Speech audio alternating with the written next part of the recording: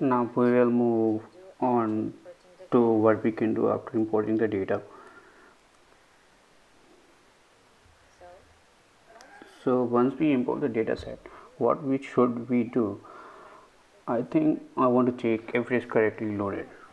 To do this, we can simply use summary function. So let me just run this summary function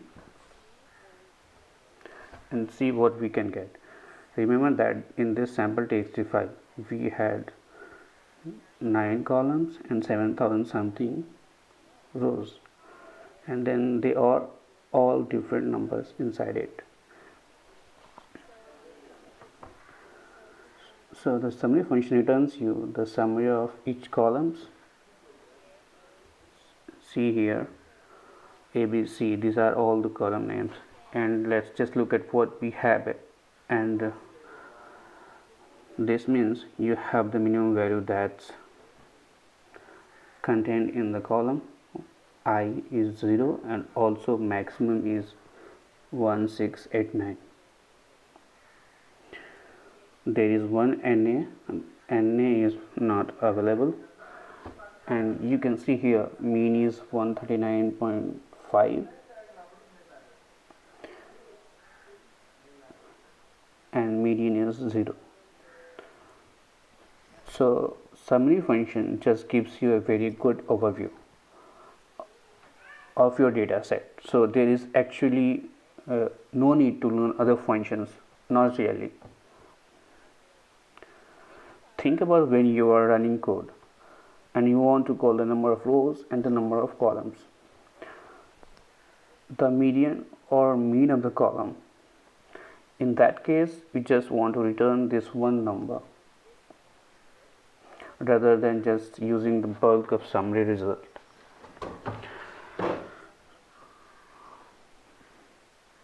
So let's start with how to check the number of rows.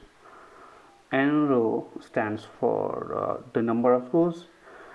So when we run this, it will run 7,292, which it is exactly the same as this number. Also, why don't we go back to the sample CSV data rather than this bulky sample txt data? So let's see what we have in sample CSV data for a short. So this was just one column data set with the column name X, and I want to check what's the maximum value of this data set. Then I can use maximum function. See, it says the maximum value that I have in this data set is 1. What about the minimum? The minimum is 0. But then I am kind of curious if this data set is composed of only in zeros or if it is some decimal values between 0 and 1. For example, it could be 0.2, 0.5 and 1. To do that, you can use this function called unique. Let's just run this and see what it returns. It shows 0 and 1. What does it mean? It means that in the column X there are only two unique values, which are 0 and 1. And a little more about that is like 0 happens in the first row for the first time, and the 1 happens in the sixth row for the first time. You want to go and check if I am right? Let's see here. So there are 5 zeros. So the first zeros happen in the first row, and that's why this one, the first one happened in the sixth row, so this is 6. Okay, let's go back. So that was it. And what else we can do? Maybe we can go back to the complex data set and see what we can do. Let's see here, text sample text.data. I kind of want to look at maybe column E. So this is how you can call the column of the data frame. You put the name of the data frame here, and then you use this $sign to call your column. And then you put the column here. So I put the sample txt data from column E into the unique function. So let's see what happens. It has so many unique data points, right? But then this time it is a little bit trickier as compared to the former example, because there are so many numbers.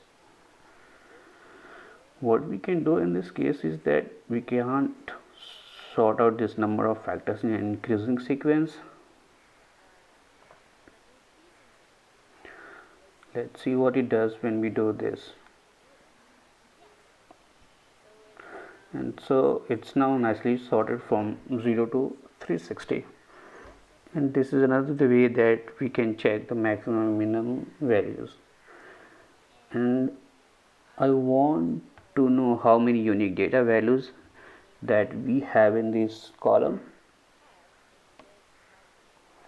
In that case, we can just count the number of entries in this vector. In that case, we can use this length function. Then when I run this, it returns 78. We have 78 data points in the sort unique data result, meaning that we have 78 different values that's contained in this column. You can spot what I have done here. So I just put the unique function into the sort function. Also here I just put unique function into the length function. I can do this not because this is a unique characteristic of this unique function, no pun intended, but because you can use any function, you can replace this code of calling this function as a result of this function.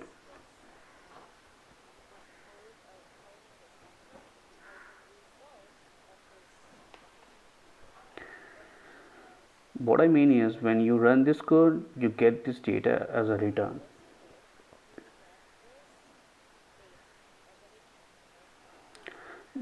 This is the result of this unique function, and if I put this unique function, that means I am going to put this result of this function into this function. So this is how it works. Now here comes the most important function that you'll learn in this video. It is the which function. What do you think this which function will return when we run this? Let's just look at it. Inside the parentheses, it seems like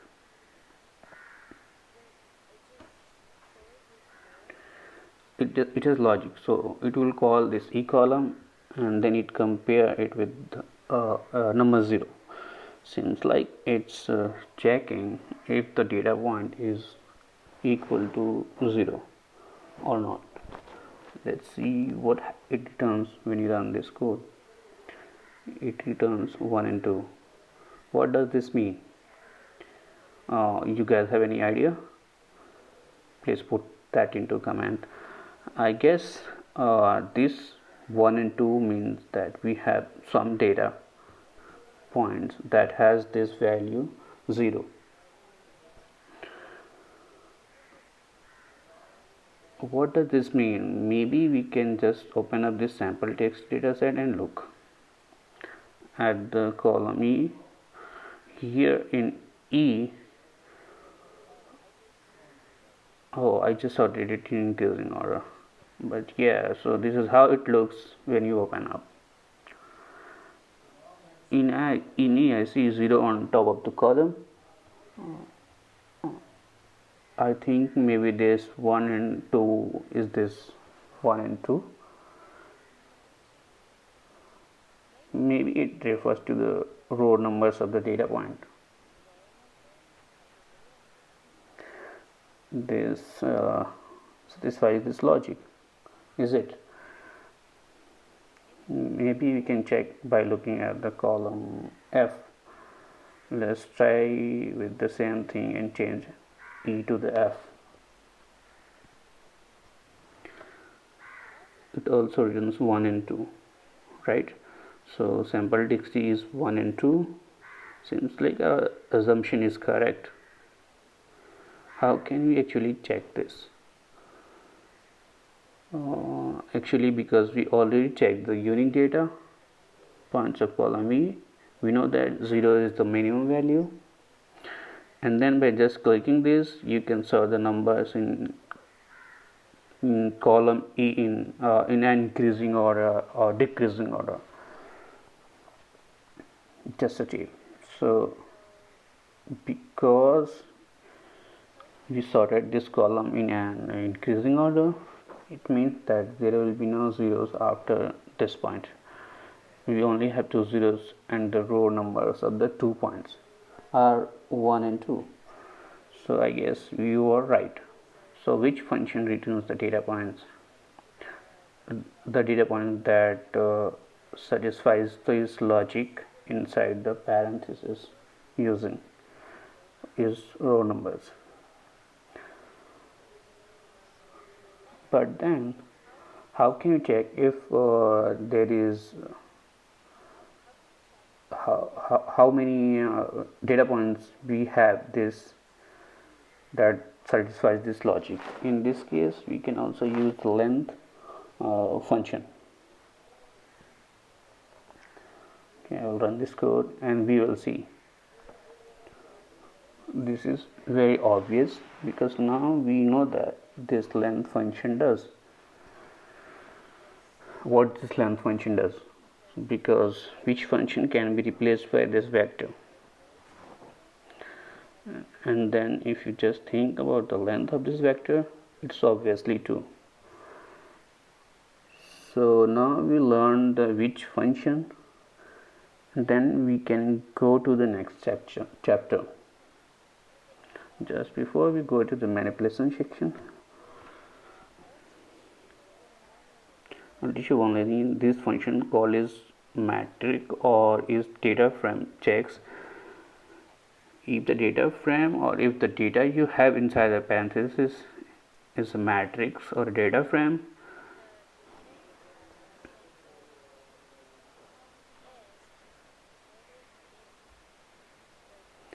So if you run this sample CSV data, CSV is not a matrix because it's false. But then if you run this, it is true, that is this is a data frame. This is how we can use this data frame and use matrix function.